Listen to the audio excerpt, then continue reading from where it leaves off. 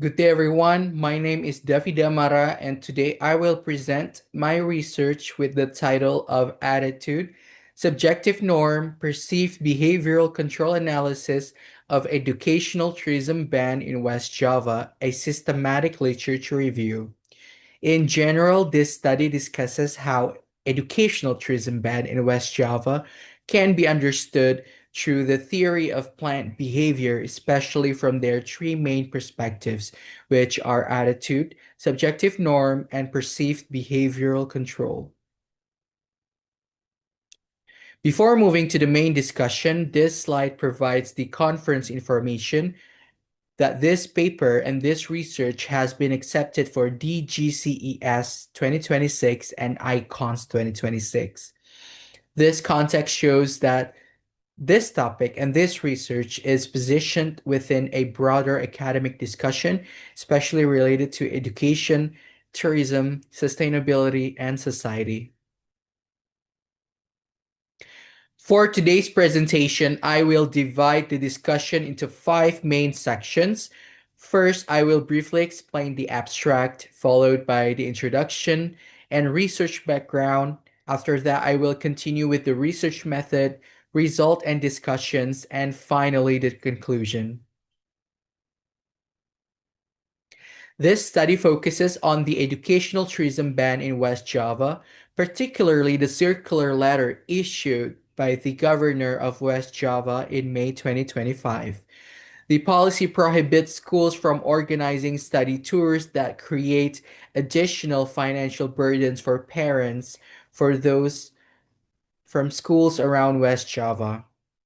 Using a systematic literature review supported by Publish or Perish, Mendeley, and Vosviewer, this study examines how educational tourism has shifted from a learning-based activity into a form of mass tourism consumption. Therefore, the issue is not only about banning study tours, but also about questioning the meaning, purpose, and fairness of educational tourism itself. In this introduction, the main issue is the misconception of study tours. Ideally, educational tourism should support learning by interconnecting classroom knowledge with real social, cultural, and environmental contexts.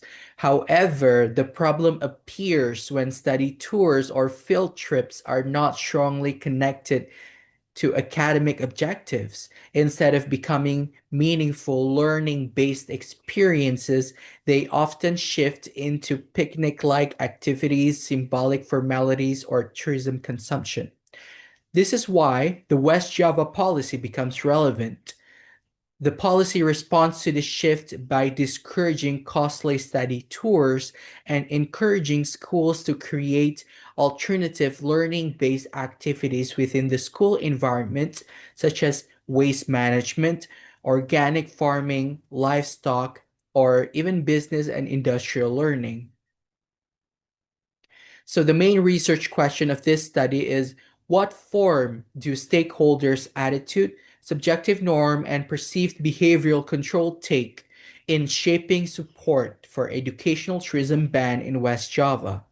To answer this question, this study uses a systematic literature review approach, as it has been stated above, that this method is suitable as it allows previous studies to be examined and synthesized in a structured and transparent way. Through this method, this study connects educational tourism with several important issues, including educational value, social inequality, transportation safety, and policy response. Moving to the results, Figure 1 presents the network visualization, and from this figure, tourism appears as the central concept that connects several related themes. The blue cluster places tourism as the main bridge, especially in relation to sustainable and experiential tourism. The green cluster shows tourism as an industry and economic sector. The red cluster focuses on technology, digital analysis, and consumer behavior, including big data, e-commerces, and decision theories. Meanwhile, the yellow cluster highlights sustainable development and environmentally conscious consumption. Overall, this figure shows that tourism research is no longer limited to destination or travel studies. Moreover, it is increasingly connected with sustainability, technology, industry, and consumer behavior. Figure 2 shows the development of tourism research over time. The blue and green colors represent earlier research trends, which were more focused on tourism as an industry, economic activity, destination growth, and competitiveness.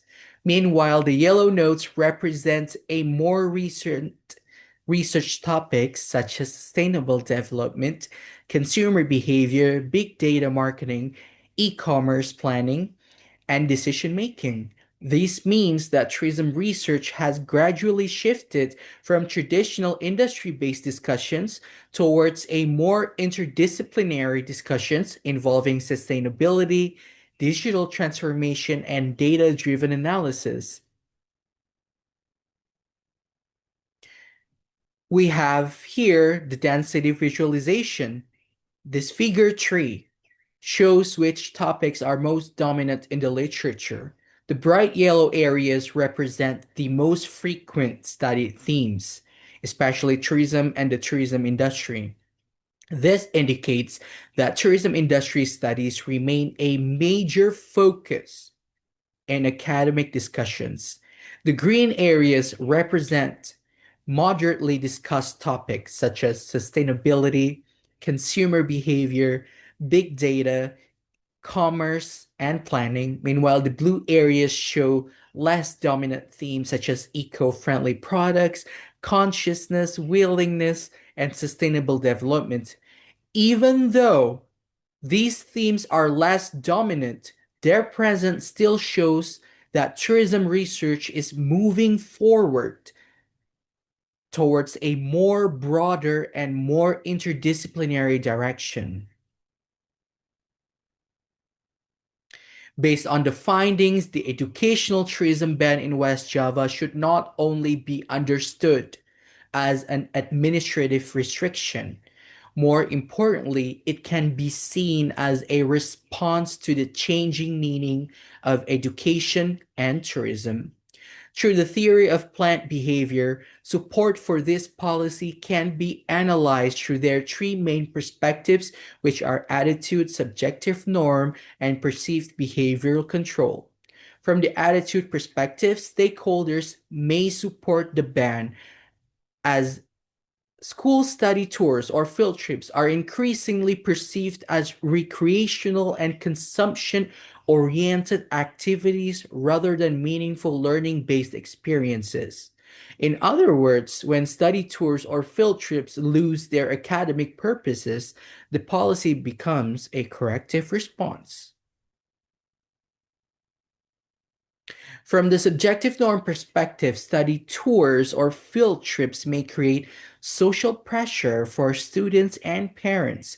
Even when participation is formally optional, students may still feel pressure to join because of peer pressure, school culture, or fear of being socially excluded. From the perceived behavioral control perspective, families with limited financial resources, especially around West Java, may have less control over their ability to participate, especially when the cost is high. Therefore, the policy can be understood as an effort to reduce inequality in education, especially in West Java. At the same time, alternative activities such as environmental learning, waste management, organic farming, or everything that is within the school area can still provide experiential learning without creating financial pressure. For future research, this study suggests involving a more direct stakeholders such as students, parents, teachers, school administrators, tourism operators, and policymakers. This is important to gain a deeper understanding of how the policy is experienced in real life.